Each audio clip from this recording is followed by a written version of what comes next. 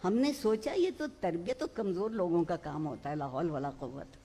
ہم کوئی کمزور ہیں جو ہماری تربیت ہوگی؟ ہم تو ازل دن سے پڑھ پختہ، جسے ہم پنجابی میں کہتے ہیں، ہمیں تو سب کچھ معلوم ہے، ہم کیا کریں گے جان کر.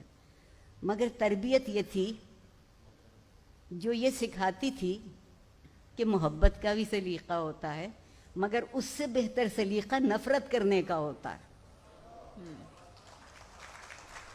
ہم محبت اب اس لیے نہیں کر پاتے کہ ہمیں نفرت کرنا نہیں آتی.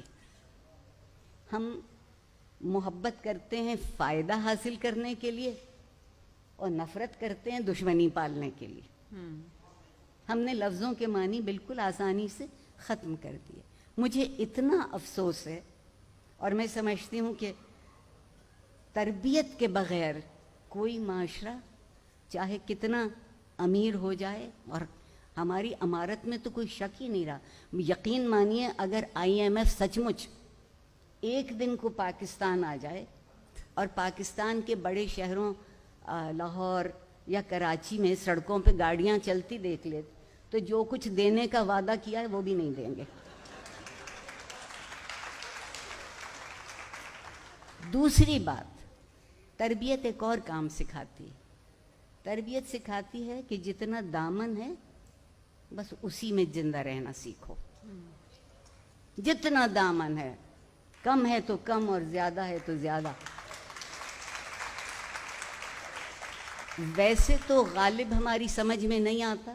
مجھ سے بہت سے لوگ کہتے ہیں doctor Arifa I love Ghalib, I love Ghalib, but what can I do? I don't know Urdu.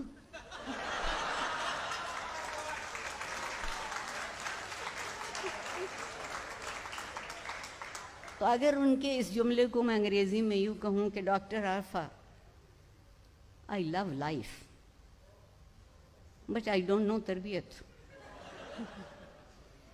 زندگی سے محبت کرنے کے لیے تربیت چاہیے، اور تربیت اس چیز کا نام ہے جب آپ اپنے آپ سے اٹھ کے زندہ رہنا سیکھتے ہیں.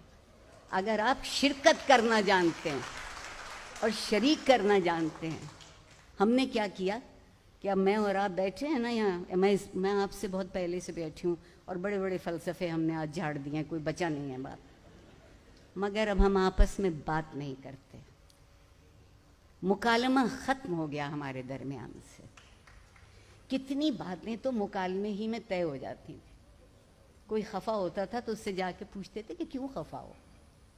وہ تھوڑی دیر تو نہیں بتاتے تھے اور ناراض ہوتے تھے، مگر آپ ان سے بہت رسان ٹھنڈے دل سے پوچھتے تھے کہ نہیں جی چاہتا ہے بتائیے ہم سے کیا غلطی ہوئی، آپ کیوں خفا ہیں.